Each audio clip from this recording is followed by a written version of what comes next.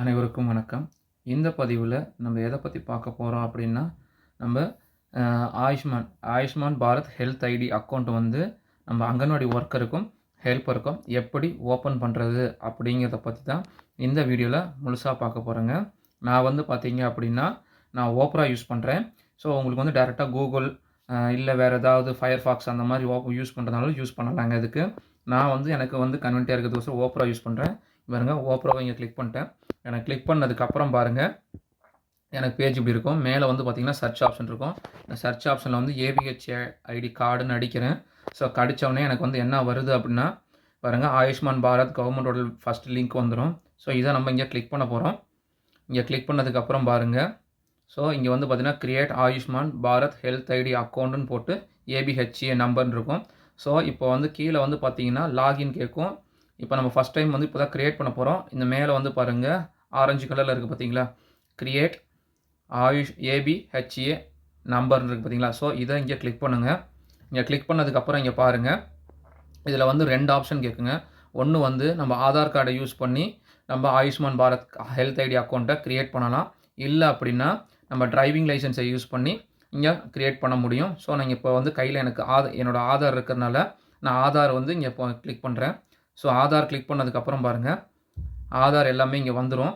So இங்கே பாருங்கள், details எல்லாமே வந்துடும். கீழே வந்து பார்த்தீங்கன்னா ஆதார் நம்பரை நம்ம டைப் பண்ண சொல்லி கேட்கும். நம்ம இங்கே ஆதார் நம்பரை இங்கே டைப் பண்ணிடலாம்.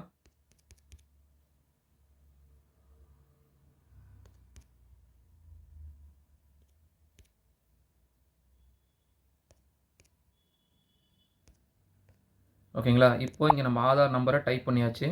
பாருங்கள், டைப் பண்ணதுக்கப்புறம் அக்ரி கொடுத்துடலாம். இங்கே கீழே வந்து பார்த்தீங்கன்னா இந்த கேப்சாவை இங்கே என்ட்ரி பண்ணிடுங்க. என்ட்ரி பண்ணிவிட்டு நெக்ஸ்ட்டு கொடுத்துருங்க. கொடுத்தோடனே உங்களுக்கு லோடிங் ஆகும்.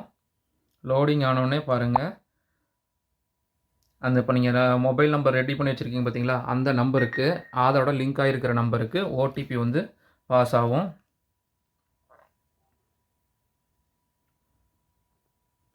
இப்போ அந்த நம்பர்லேருந்து ஓடிபி எடுத்து நம்ம இந்த பதிவு பண்ணியிருக்கிற இதிலேருந்து நம்ம இங்கே போடணும். ஓடிபி இங்கே போட்டுடலாம்.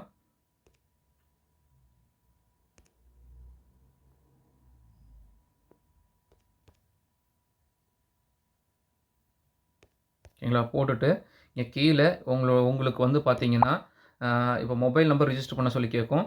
ஸோ அப்போ நம்ம ஆதாரில் இருக்க நம்பர் இல்லைனா கையில் இருக்க நம்பர் ஏதாவது ஒரு நம்பரை இங்கே ரெஜிஸ்டர் பண்ணிக்கலாம்.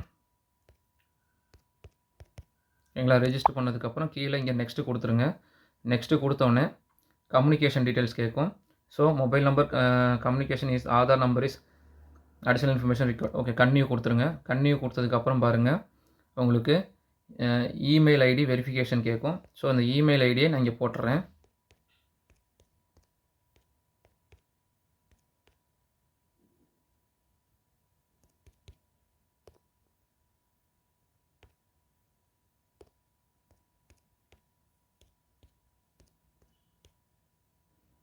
இமெயில் ஐடி வெரிஃபிகேஷன் ஆயிடுச்சு.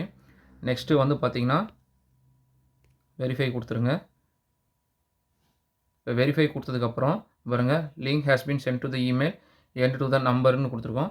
அப்படி இல்லை அப்படின்னா இங்கே நீங்கள் வந்து நெக்ஸ்ட்டு கொடுத்துருங்க. நெக்ஸ்ட்டு கொடுத்தோன்னே அது ஆட்டோமேட்டிக்காக ஏபிஹெச் ஐடி கிரியேஷன் வந்துடும். இப்போ நமக்கு வந்து சஜஷன் கேட்குது.